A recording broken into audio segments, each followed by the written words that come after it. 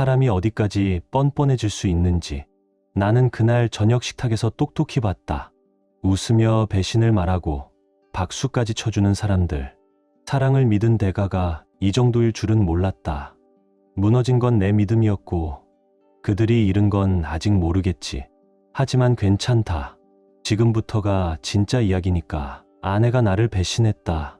짐을 싸서 나가달라는 말에 그녀 부모는 옅은 미소를 지었고 마치 승리자라도 된 양 행동했다. 내가 2억 원을 들여 그들의 집을 구해줬을 때 그 계약서 속에 숨겨진 한 조항이 평생 후회하게 만들 거란 사실을 그들은 전혀 몰랐다. 그들 몰래 내가 준비해둔 카드가 있었던 거다. 솔직히 말해서 내 인생이 남들에게 경각심을 주는 이야기로 전락할 줄은 꿈에도 몰랐다. 지금 돌아보면 온갖 경고 신호가 네온사인처럼 반짝이고 있었는데 난 외면한 거다. 왜냐고?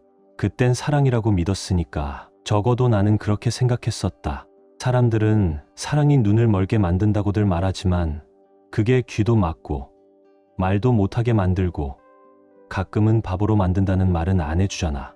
지은이를 처음 만났을 때 난 복권에 당첨된 기분이었다. 그녀는 참 매력적이었고 미소 하나면 방 안이 환해지는 사람이었다. 재치도 넘쳐서 항상 내 긴장을 놓지 않게 만들었고 무엇보다 나만을 바라보는 듯한 그 눈빛에 완전히 빠져버렸다. 난 그렇게 완전히 빠져들었다. 빠져선 안 될 줄 알면서도 사랑이 생활비를 내주는 것도 아니고 사람을 이기적으로 굴지 않게 만들어주는 것도 아니잖아. 그때는 그런 건 중요하지 않았다. 난 그녀의 영웅이 되고 싶었고 든든한 남편이 되고 싶었고 모든 것이 되고 싶었다. 그녀의 가족? 그건 또 다른 문제였다. 처음부터 그들은 말 그대로 골칫덩어리였다. 특히 부모님은 말솜씨 하나로 사람을 현혹시키는데 도 같은 사람들이었다. 장인 서동철 씨는 인퇴한 영업맨이었는데 사막에서도 모래를 팔 수 있을 만큼 능청스러웠고 장모 최명자 씨는 타이밍 좋게 떨리는 입술과 눈물을 동반해 피해자 코스프레를 완벽하게 해냈다. 두 사람은 팀이었다. 내가 몰랐던 건 그 팀의 목표가 나였다는 것뿐이다. 모든 일은 그 집에서 시작됐다. 정확히 말하자면 그들의 오래된 주택, 몇십 년은 된 듯한 낡고 삐걱거리는 한옥이었는데 수도관은 녹슬고 지붕은 새고 전선 상태는 불을 부르기에 딱 좋은 수준이었다. 하지만 명자 씨는 그 집을 무슨 가보라도 되는 양 묘사했다. 이 집에서 평생을 살아왔어요. 그녀는 그렇게 말하며 눈가를 살짝 적셨다. 여기서 아이들도 키웠죠. 그냥 집이 아니라 우리 가족의 뿌리예요. 매번 방문할 때마다 똑같은 말을 들었고 난 매번 모른 척 넘겼다. 내 일이 아니라고 생각했으니까. 그러다 결정적인 한 방이 왔다. 그들은 집 담보 대출이 2억 원이나 밀려 있었다. 그날을 아직도 기억한다. 거실에 앉아 식은 커피를 마시며 명자 씨는 눈가를 훔쳤고 동철 씨는 세상이 무너진 듯 깊게 한숨을 내쉬었다. 이 집을 잃게 생겼어요. 그는 극적인 목소리로 말했다.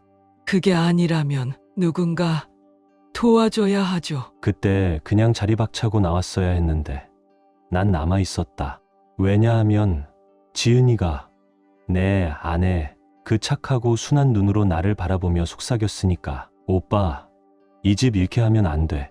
엄마 아빠한테는 여기가 전부야. 가족의 유산이잖아. 유산이라고? 도대체 무슨 유산? 그 집은 말 그대로 돈만 퍼붓는 구덩이 같았지만 그 말은 입 밖에 내지 않았다. 대신 난 평소처럼 또 물러섰다. 내가 한번 알아볼게. 입에서는 그렇게 말하면서도 속은 이미 뒤틀리고 있었다. 솔직히 말해서 그렇게 큰 돈을 마련하는 건 정말 쉽지 않았어요. 투자한 펀드를 정리하고 대출을 받고 미래를 위해 아껴두었던 적금까지 손을 대야 했다. 그 돈은 원래 우리 미래를 위한 자금이었지 장인 장모를 구제하기 위한 게 아니었다. 그런데도 난 스스로를 설득했다. 이제는 한 가족이니까, 가족은 서로 도와야 하니까 스스로에게 그렇게 되뇌이며 나는 수표를 건넸다. 최명자 씨는 눈물을 흘렸고 서동철 씨는 마치 내가 무슨 대단한 영웅이라도 된 듯 어깨를 툭툭 두드렸다. 정말 좋은 사람이네. 동철 씨는 감격에 찬 목소리로 말했다. 이 은혜는 평생 잊지 않을 거요. 그래, 그런 말들. 그게 끝이었으면 좋았을 텐데. 영웅이 된 기분으로 뒤돌아설 수 있었더라면 좋았을 텐데. 하지만 아니었다. 사실 그 순간에도 마음 한구석에서는 무언가 잘못됐다는 기분이 들었다. 애초에 불안함이 있었다. 속삭이듯 다가오는 직감. 당했어. 너 지금 당하고 있는 거야 하는 속마음. 하지만 난 외면했다. 무시했다. 내가 뭔가 고결한 일을 하고 있다고 믿고 싶었으니까. 내 희생이 의미 있는 것이기를 바랐으니까. 지금 돌아보면 그들에게 준 건 돈만이 아니었다. 내 믿음, 내 신뢰, 그들의 진심을 향한 나의 확신까지 전부였다. 그리고 내가 받은 건? 뒤에서 꽂힌 비수 하나. 하지만 그 이야기는 나중에 하자. 그때 나는 내가 좋은 사람이라고, 무너져가는 가정을 구해주는 구원자라고 생각하고 있었다. 하지만 진짜 이야기는 이제 시작이었다. 그 이야기는 사랑과 충성, 신뢰에 대해 내가 알고 있던 모든 걸 시험에 들게 만들었다. 그날 밤을 평생 잊지 못할 것이다. 삶에서 가끔 그런 순간이 있지 않나. 공기가 무겁게 느껴지고 뭔가 안 좋은 일이 곧 터질 것 같은 직감이 드는 순간. 그날 밤 나는 지은이와 그녀의 부모와 함께 저녁 식탁에 앉아 있었다. 그저 평범한 저녁 식사일 줄 알았다. 내가 그 집을 살려낸 것을 축하하는 자리쯤으로 생각했었다. 이제는 모든 게 안정되었다고, 일상으로 돌아가는 중이라고 믿고 있었다. 하지만 인생은 늘 다른 계획을 품고 있다. 명자 씨가 만든 미트로프를 반쯤 먹고 있던 그때 지은이가 목을 가볍게 가다듬었다. 그 소리, 사소하고 별뜻 없어 보이는 그게 바로 폭풍 전야의 신호였다는 걸 나는 몰랐다. 모든 게 무너지기 직전의 고요한 드럼롤이었다. 할 말이 있어. 지은이는 포크를 조심스럽게 내려놓으며 말했다. 목소리는 차분했지만 그 눈빛, 내가 한때 사랑했던 그 눈동자에는 다른 무언가가 담겨 있었다. 죄책감? 아니면 묘하게 들뜬 불안한 흥분? 알 수가 없었다. 지은아, 나는 일부러 가볍게 말하려 했지만 속에서는 이미 소화가 멈춰버린 듯 했다. 그녀는 한참을 나를 바라보더니 부모 쪽으로 고개를 돌렸다. 서동철 씨가 조용히 고개를 끄덕였다. 마치 지금이야, 이제 말해도 된다는 신호처럼. 그게 바로 첫 번째 경고였어야 했다.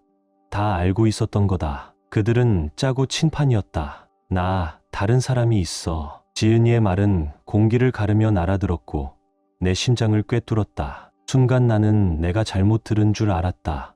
설마 지금 그 말을 진짜 한 거야? 뭐라고? 나는 본의 아니게 날카로운 목소리로 되물었다. 하지만 그녀는 눈 하나 깜짝하지 않았다.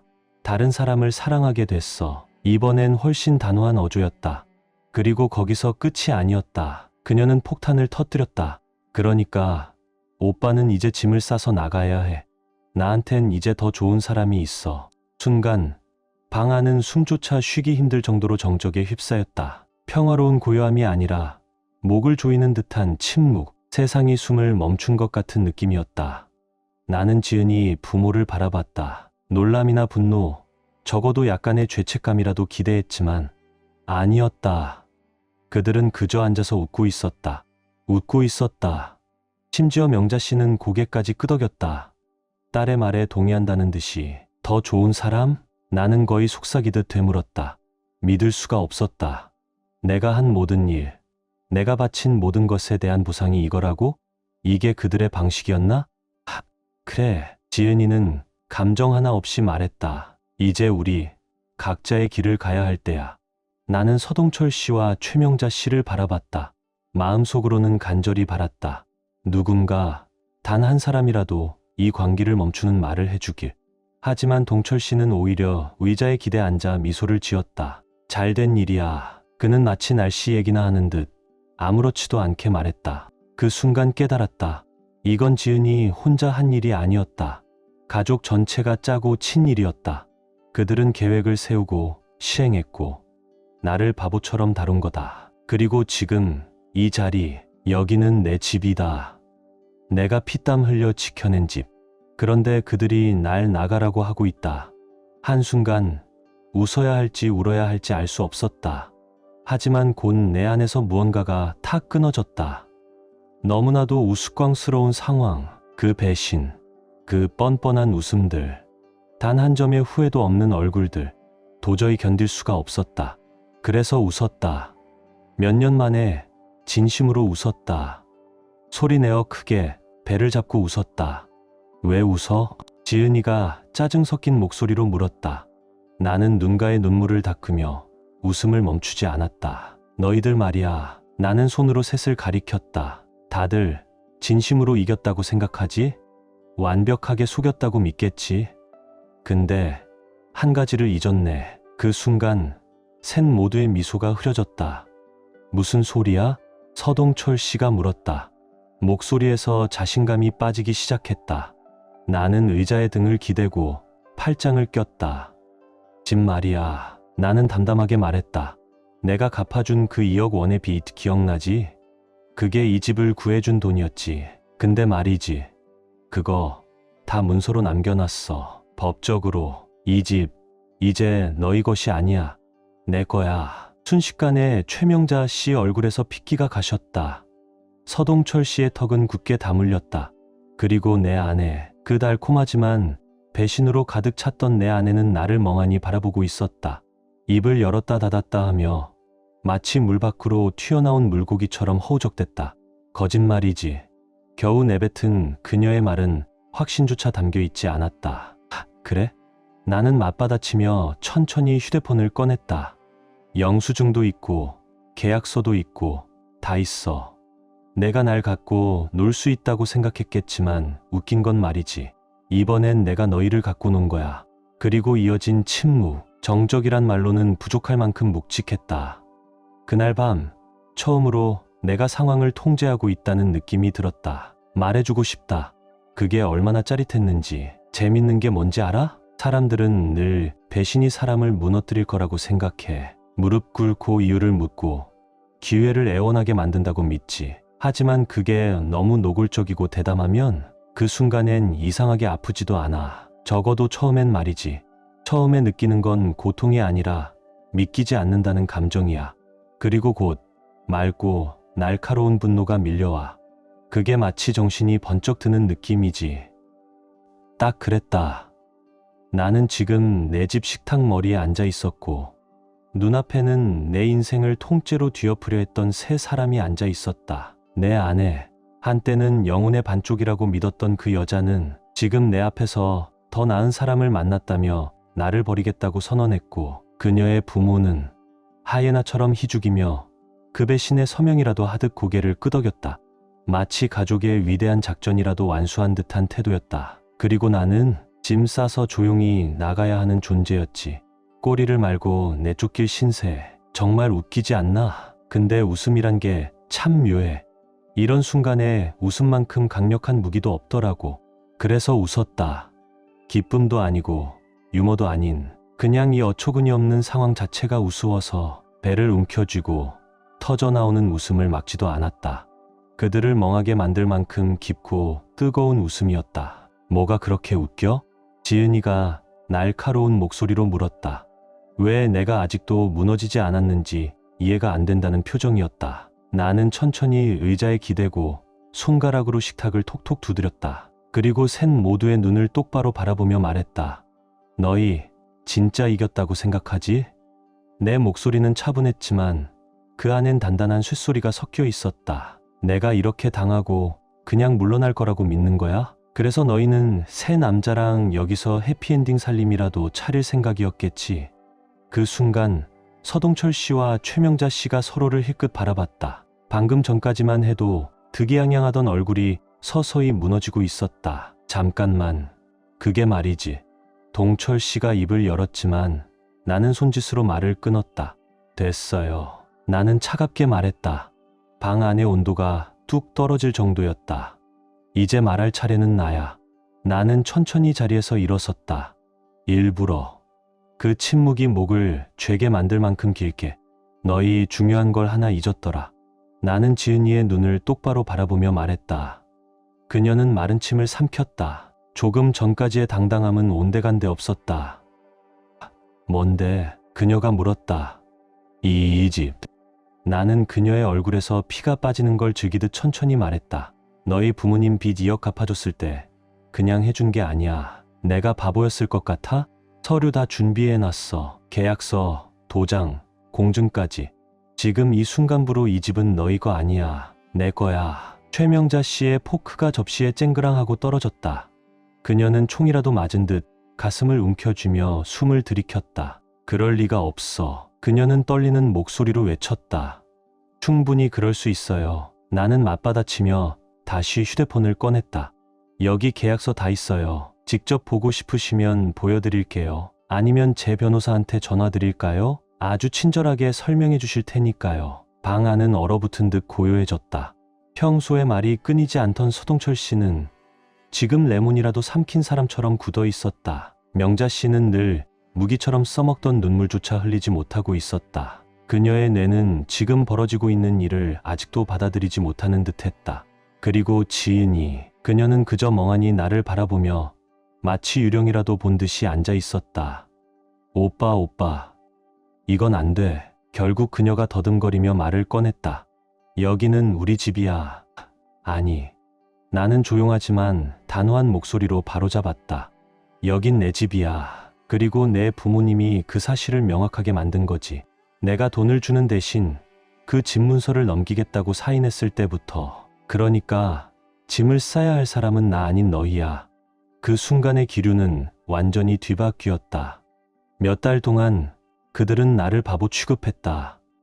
내 호의와 사랑을 이용해 날 밟고 올라서려 했지. 하지만 이제 판이 바뀌었다. 그리고 나는 이 사실을 절대 잊지 않게 만들 생각이었다. 그제야 서동철 씨가 겨우 입을 열었다. 전에 본 적 없을 만큼 기운 빠진 목소리였다. 우리 얘기 좀 해보자꾸나. 그는 손바닥을 내밀며 달래듯 말했다. 민서가, 이건 좀 합리적으로 가자. 합리적이라고? 나는 코웃음을 치며 되물었다. 지금까지 한 짓을 다 보고도 그 말을 해? 딸이 내 집에서 나가라고 말할 때 당신은 그걸 보며 웃고 있었잖아. 아니야, 서동철 씨. 이제 합리적인 시점은 끝났어. 그 순간 명자 씨가 울기 시작했다. 예전 같으면 나를 흔들었을지도 모를 큰 울음. 하지만 지금은 오히려 더 분노를 자극할 뿐이었다. 그만해요. 명자 씨. 나는 차갑게 말했다. 눈물로 바뀌는 건 아무것도 없어요. 처음부터 다 계획돼 있었잖아요. 이 집을 살려야 한다며 절 설득하면서 뒤에서는 절 내쫓을 계획을 세웠죠. 제발 부탁이에요. 그녀는 애원하듯 말했고 목소리는 갈라져 있었다. 우리가 잘못했어요. 다시는 안 그럴게요. 그러니까 집만은.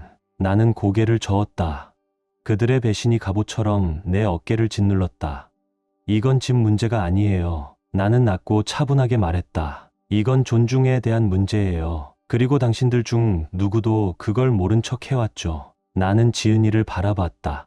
한때 너무나도 사랑했던, 그래서 아팠던 그 여자. 짐 싸서 나가라고? 나는 냉소를 머금은 목소리로 말했다. 좋아. 나갈게. 하지만 내가 먼저 나가. 그녀의 눈이 커졌다. 당황과 공포가 그 안에 선명하게 떠올랐다.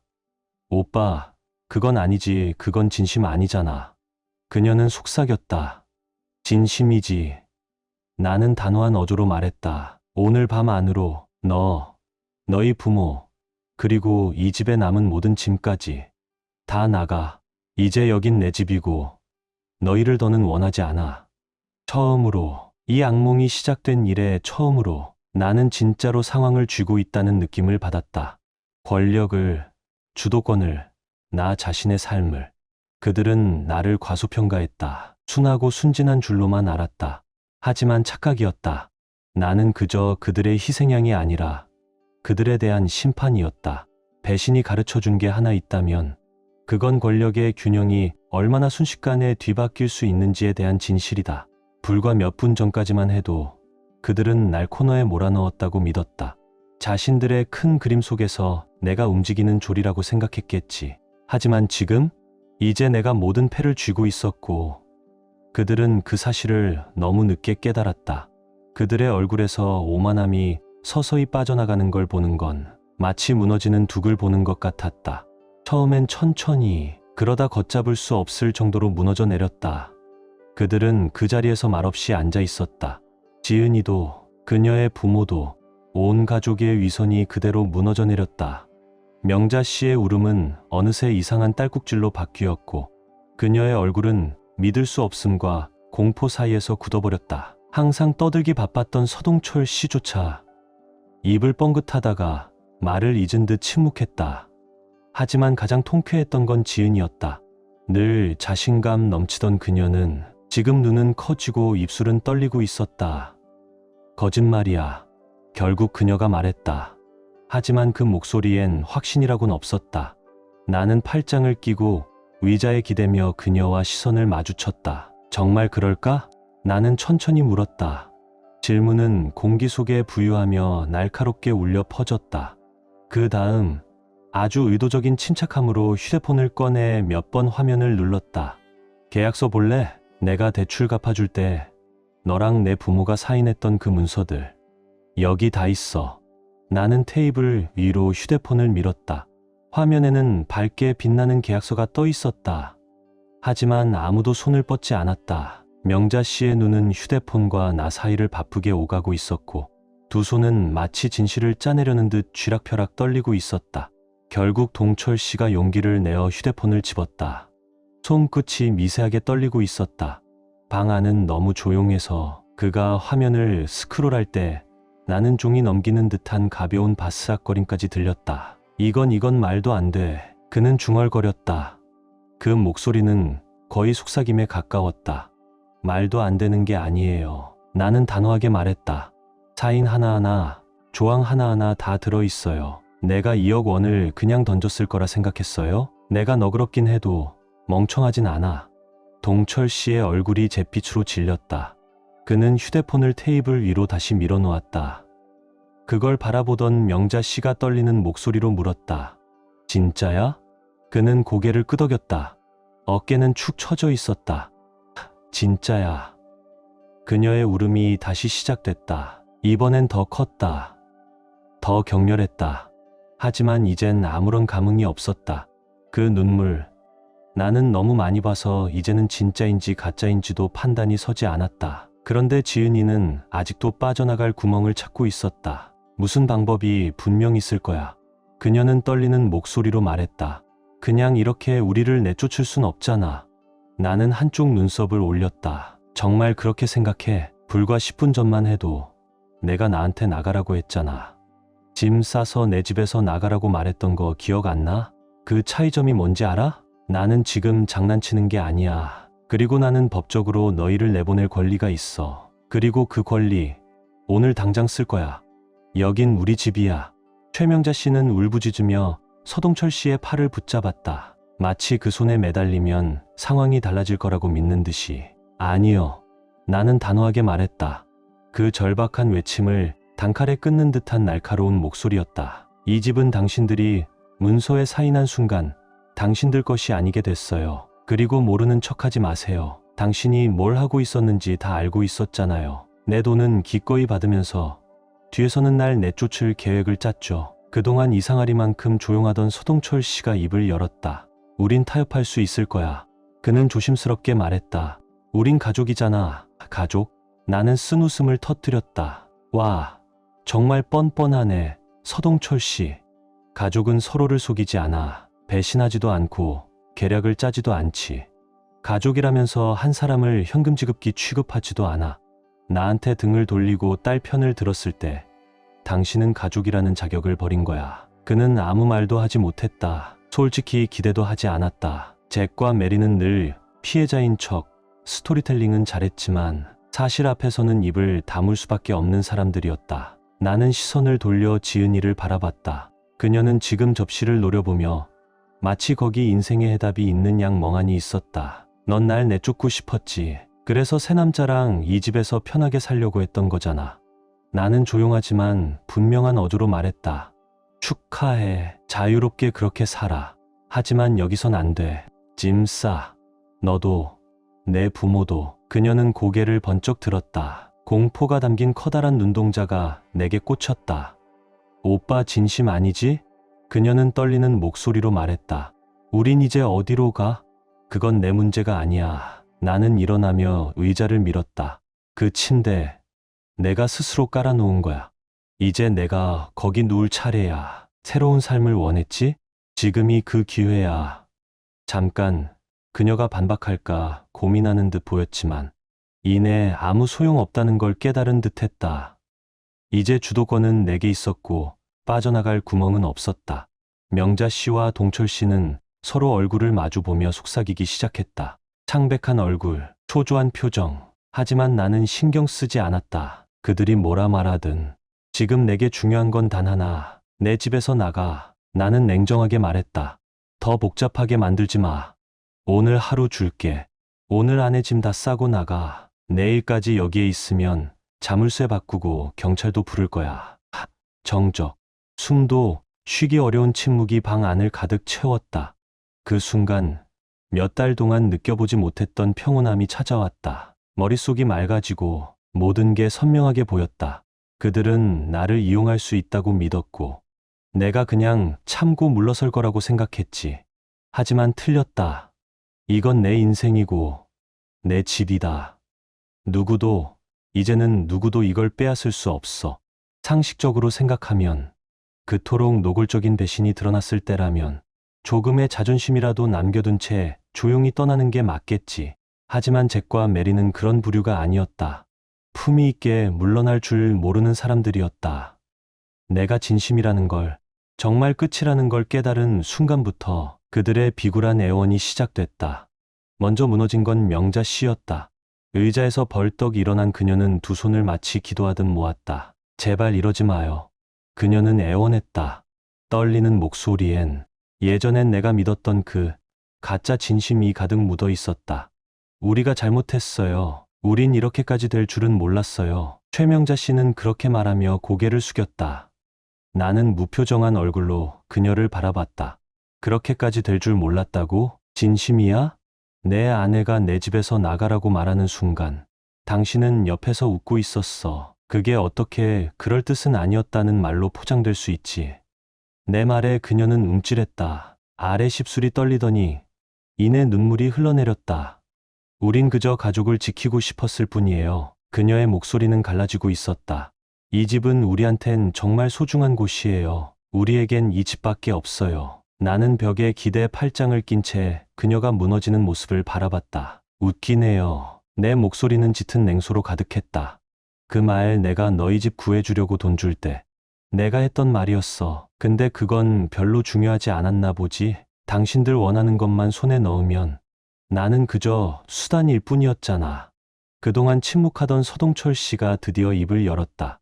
들어봐, 민서가.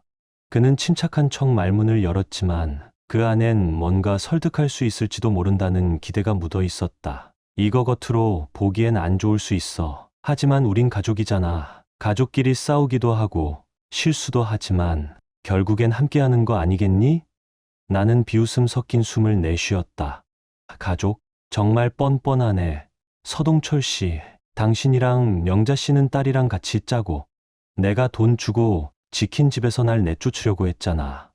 날 완전히 무너뜨리려 했으면서 이제 와서 함께하자고. 웃기지 마.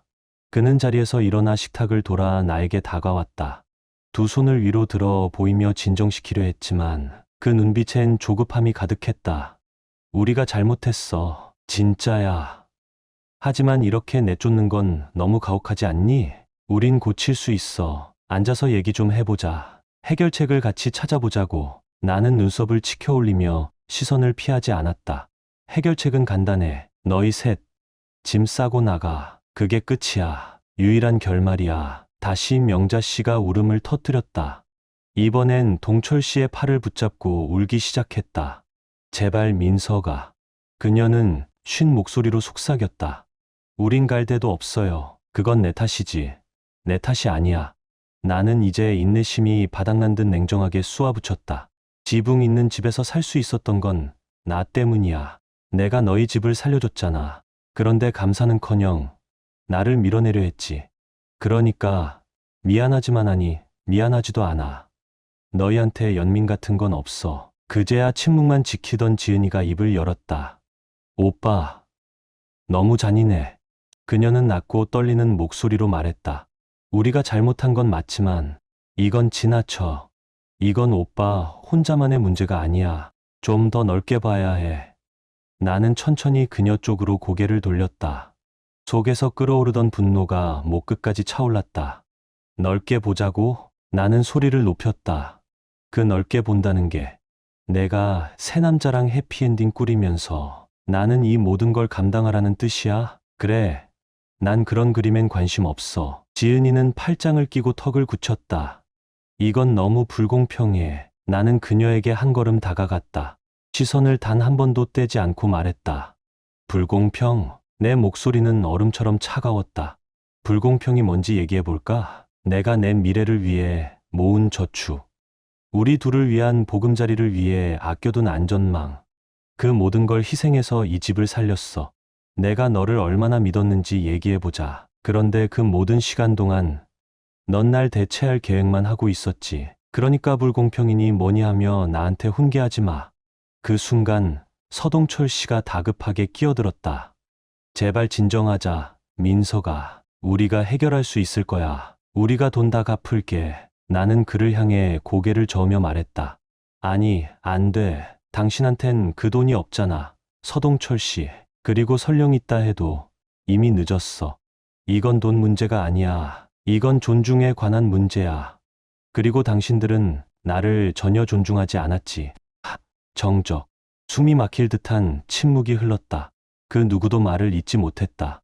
그제야 그들의 행동이 얼마나 무거운지, 그 책임이 어떻게 돌아오고 있는지 실감한 듯했다. 명자 씨의 울음소리는 조용한 훌쩍임으로 바뀌었고, 서동철 씨는 불과 몇 분 사이에 10살은 더 늙어 보였다. 하지만 지은이 아니, 이제는 곧 전 아내가 될 사람, 그녀는 여전히 눈빛에 반항심을 담고 있었다.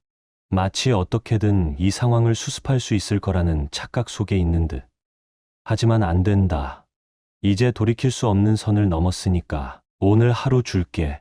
나는 단호한 목소리로 말했다. 짐 싸고 나가. 서동철 씨, 당신도 마찬가지야. 내일까지 여기에 남아있으면 자물쇠 바꾸고 경찰 부를 거야. 명자 씨가 뭔가 말을 하려다.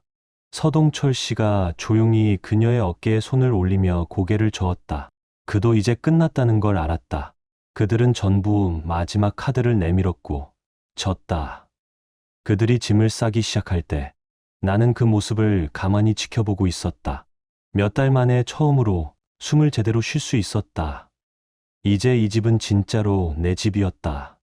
그리고 어떤 애원도, 어떤 눈물도 그 사실을 바꾸지 못할 것이다. 사람들은 말한다. 가족으로 여겼던 사람들을 집에서 쫓아낼 때 속이 시원할 거라고. 틀린 말은 아니다. 정말 통쾌했다. 하지만 동시에 지치는 일이기도 했다. 마치 가고 싶지 않았던 파티의 뒤처리를 혼자 떠맡은 느낌. 그럼에도 불구하고 달리 방법은 없었다. 그들이 날 이 구석으로 몰아세웠고 이제는 결과를 감당할 차례였다. 그 다음 날 아침 나는 박스를 끌고 가는 소리와 거실에서 속삭이며 다투는 목소리에 잠에서 깼다. 좋아. 적어도 내가 진심이라는 건 깨달았겠지.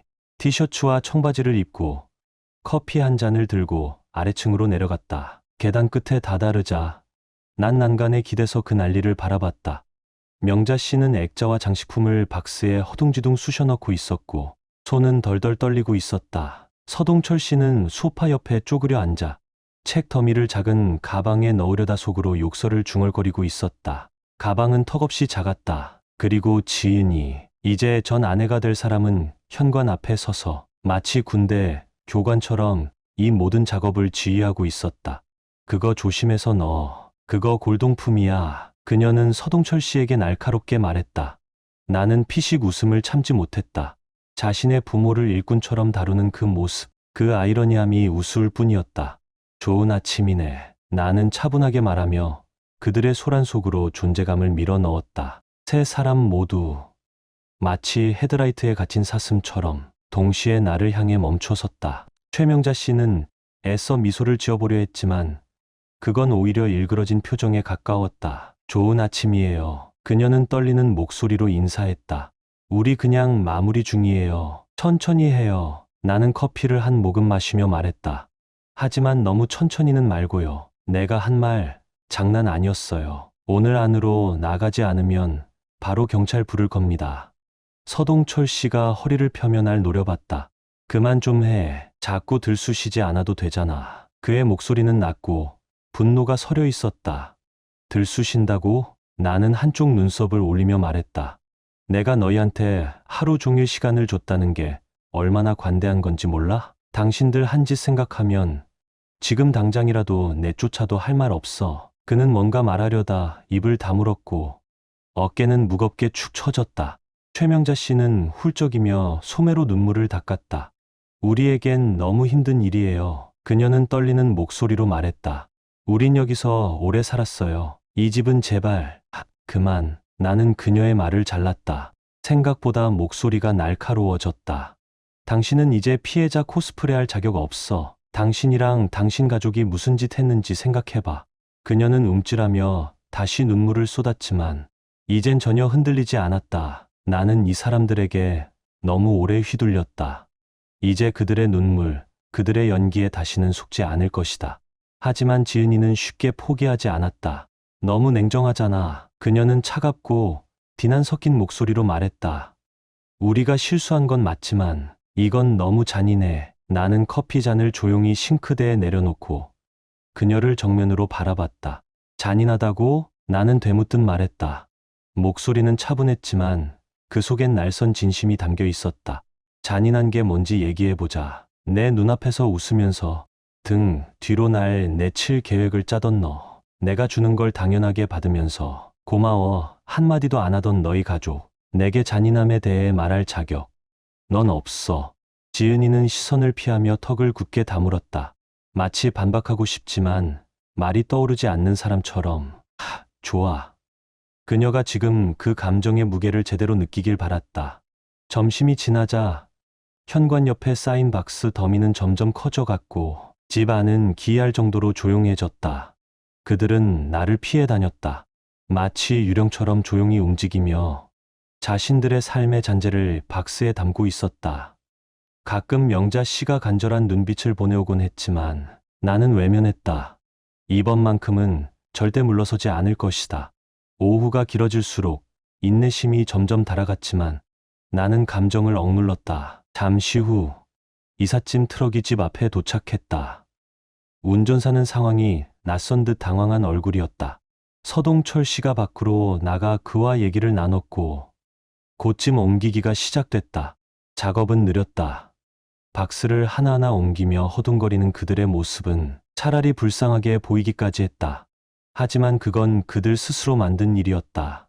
나는 감정 없이 그 광경을 지켜보기만 했다. 해질 무렵 집 안에서 그들의 물건은 전부 사라졌다. 한때 가구와 장식으로 가득 찼던 거실은 이제 텅 비고 훨씬 넓고 깨끗해 보였다. 이상했다. 그들의 물건이 사라진 것만으로도 공기가 훨씬 가벼워진 느낌이었다. 마지막 박스를 트럭에 실을 때 나는 천천히 그들을 따라 현관으로 나섰다. 최명자 씨가 나를 바라보았다. 눈물 자국이 그녀의 얼굴을 타고 길게 흘러내려 있었다. 우리가 미안해요. 그녀는 거의 속삭이듯 말했다. 모든 것에 대해 나는 아무 대답도 하지 않았다. 뭐라 말할 수 있었을까? 미안하다고 해서 배신이 없어지는 것도 아니고 그들이 남긴 상처가 지워지는 것도 아니었다. 그저 조용히 고개만 끄덕였을 뿐. 표정엔 아무 감정도 담지 않았다.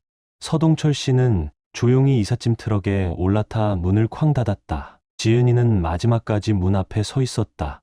내 눈을 바라보며 용서의 흔적을 찾으려는 듯. 하지만 그녀는 찾지 못했다. 잘 있어. 그녀는 작게 말했다. 목소리엔 후회가 묻어 있었다. 그래. 나는 담담하게 대답했다. 톤은 무미건조했다. 나는 현관에 서서 트럭이 멀어져가는 모습을 조용히 바라보았다. 그 트럭엔 그들과 그들의 거짓말, 그리고 배신이 함께 실려 있었다. 몇 달 만에 처음으로 숨을 제대로 쉴 수 있었다. 이 집.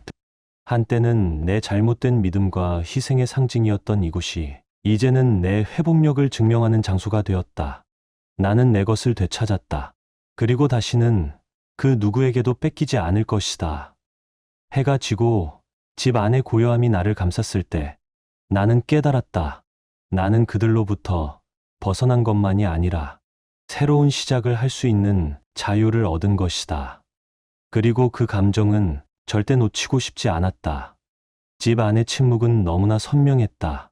하지만 그건 음산하거나 불안한 고요함이 아니었다. 마치 긴 하루 끝에 따뜻한 이불 속에 들어온 듯한 편안함이었다. 몇 달, 아니 어쩌면 몇 년 만에 느껴보는 진짜 혼자였지만 외로움은커녕 오히려 평화가 찾아왔다. 옆방에서 들리던 말다툼도 없고 서동철 씨의 비꼬는 말도 최명자 씨의 숨막히는 감시도 없었다. 그저 조용함. 나는 이제 텅 빈 집 안을 천천히 걸었다. 내 발소리가 메아리치는 게 이상하게도 기분 좋았다. 집 안 구석구석이 내가 버텨온 시간, 그리고 내가 극복해낸 증거 같았다. 거실은 그들의 잡동사니가 사라지자 훨씬 넓고 밝아졌다.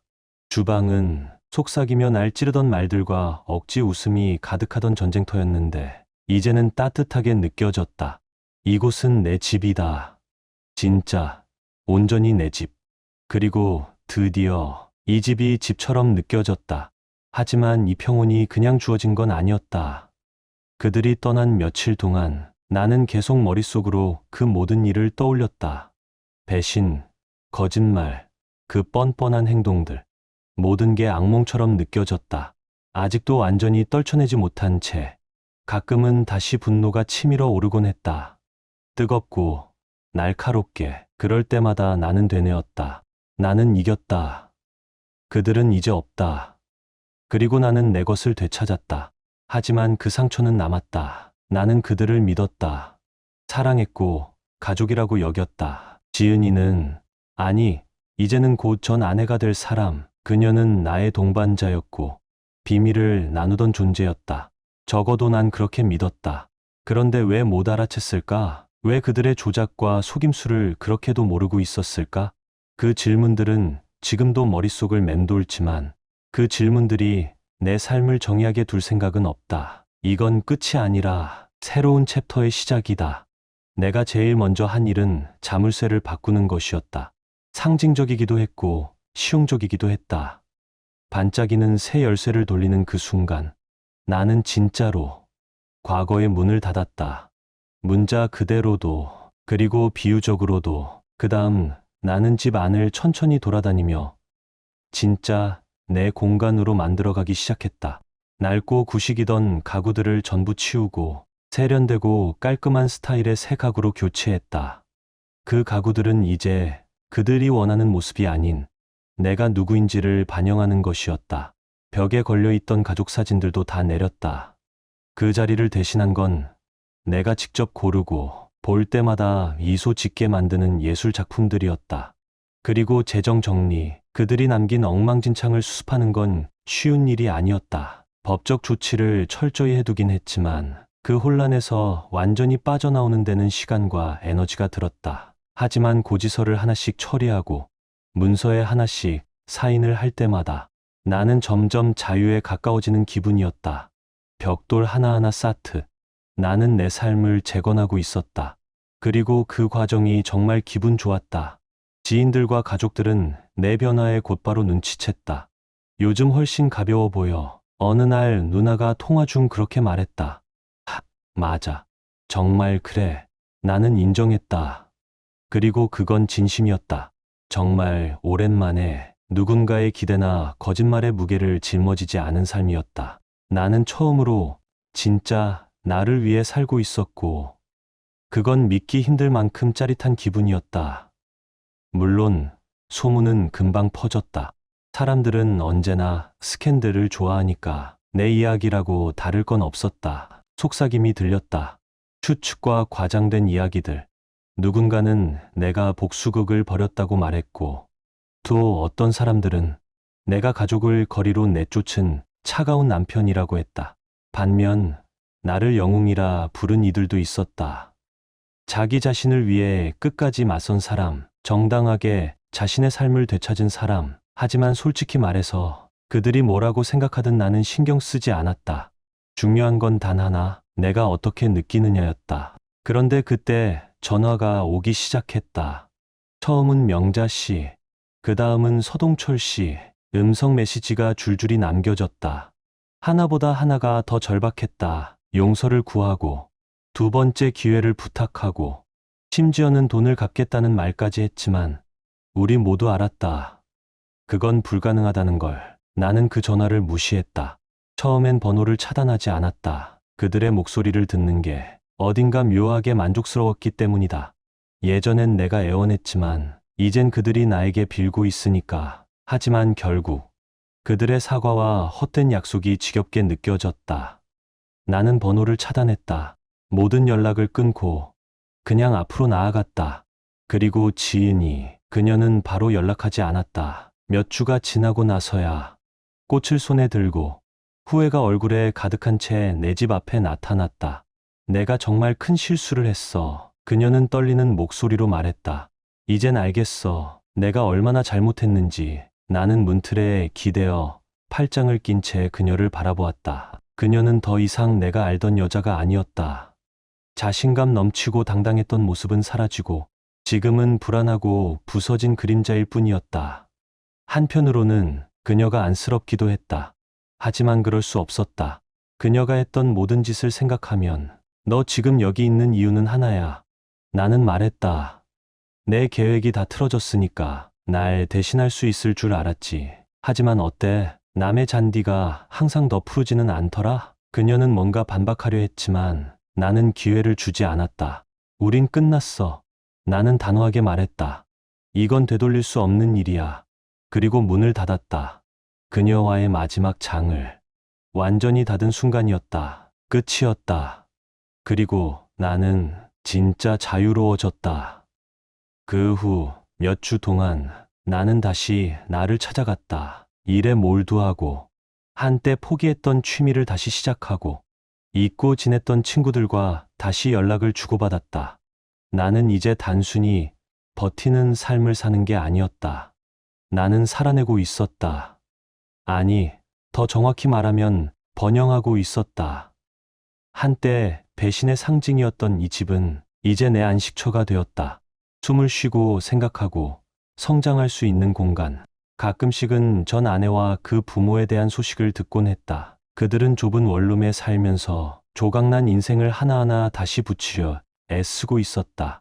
그들의 고통에서 즐거움을 느끼진 않았다. 하지만 동정심도 들지 않았다. 그건 그들이 선택한 결과였다. 이제는 그 대가를 치르고 있는 것뿐이다. 나는 어땠냐고? 마침내 평온이라는 이름의 선물을 얻었다. 물론 그 배신은 아팠다. 하지만 동시에 내게 정말 값진 걸 가르쳐 주었다. 나의 가치였다.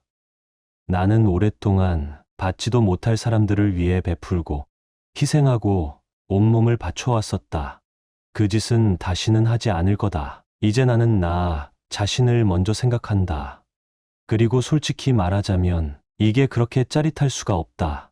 내 이야기, 그녀에게 마지막 문을 닫은 날로 끝났다고 생각했다. 하지만 인생은 그렇게 깔끔하게 끝맺는 법이 없다. 마치 마지막으로 한 번 더 시험이라도 하듯 예상치 못한 순간에 곡선을 하나 던져오지. 그러니까 그녀가 다시 나타났을 때 나는 놀라지 않았다. 놀라운 건 오히려 내가 아무런 감정도 느끼지 않았다는 거였다. 그날은 조용한 오후였다. 나는 거실 소파에 앉아 오랜만에 되찾은 공간을 만끽하고 있었다. 신선한 공기, 창을 통해 쏟아지는 햇살, 그리고 몇 년 만에 처음으로 이 집이 진짜 집처럼 느껴지는 그 순간. 그때 노크 소리가 났다. 나는 문 쪽을 바라보았다. 배달일 거라 생각했다. 하지만 문 옆 작은 렌즈를 통해 보인 건 그녀였다. 전 아내, 손엔 꽃다발. 예전처럼 자신이 원하는 걸 얻고자 할 때 짓던 그 억지 웃음을 얼굴에 얹은 채. 처음 든 생각은 무시하자였다. 그냥 포기할 때까지 문 앞에서 서성거리게 두자. 하지만 곧 생각이 바뀌었다. 이젠 끝내자. 진짜로. 문을 열고 문틀에 기대어 팔짱을 꼈다. 뭐하러 왔어? 그녀는 어색하게 발을 옮기며 미소가 점점 사라지고 있었다. 그냥 이야기 좀 하려고. 꽃도. 그녀는 꽃다발을 내밀며 말했다. 내가 실수했어. 그걸 이제야 알았어. 나는 마른 웃음을 터뜨리며 고개를 저었다. 실수. 이제 와서 그걸 그렇게 말하네. 그녀는 움찔했지만 포기하지 않았다. 내가 다 틀렸어. 이제야 진심으로 알겠어. 당신 없이 너무 힘들었어. 정말로 다시 되돌리고 싶어. 그 뻔뻔함이 오히려 우스웠다. 이번엔 분노도 아닌 순수한 냉소와 함께 웃음이 터졌다. 되돌리고 싶다고? 나는 손으로 주변을 가리켰다. 너 말야, 더 나은 사람은 어디 있어? 걔랑 잘 안 됐어? 걔가 너랑 인생 재건 안 해줘? 그녀의 표정이 무너졌다. 무너지던 가면의 금이 완전히 깨졌다. 그 사람, 사실 그런 사람이 아니었어. 그녀는 거의 속삭이며 말했다. 놀랍네.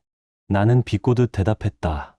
그래서 지금 와서 뭐, 내 삶에 다시 들어오겠다고? 그냥 원래대로 돌아가자고? 그녀가 무언가 말하려 했지만 나는 손을 들어 말을 막았다. 아니, 너한텐 그럴 권리 없어. 너는 너의 선택을 했어. 그리고 이제 그 선택과 함께 살아가야 해. 이 문으로 나는 과거의 마지막 조각을 닫았다. 그녀, 그리고 그 모든 일들과의 마지막 연결고리를. 이제 진짜로 끝이었다. 그리고 나는 자유였다. 그 후 몇 주 동안 나는 진짜 나를 되찾기 시작했다. 일에 집중했고 한때 접어뒀던 취미들을 다시 꺼냈으며 잊고 지냈던 친구들과도 하나둘 연락을 이어갔다. 끝까지 이야기를 들어줘서 정말 고마워요. 누군가의 배신은 깊은 상처를 남기지만 그 속에서도 결국 나를 지켜낸다는 걸 저는 알게 됐어요. 혹시 비슷한 아픔을 겪고 있다면 부디 이 이야기가 작은 용기였길 바라요. 공감되셨다면 구독과 좋아요로 함께 해주세요. 다음 이야기에서 또 만나요.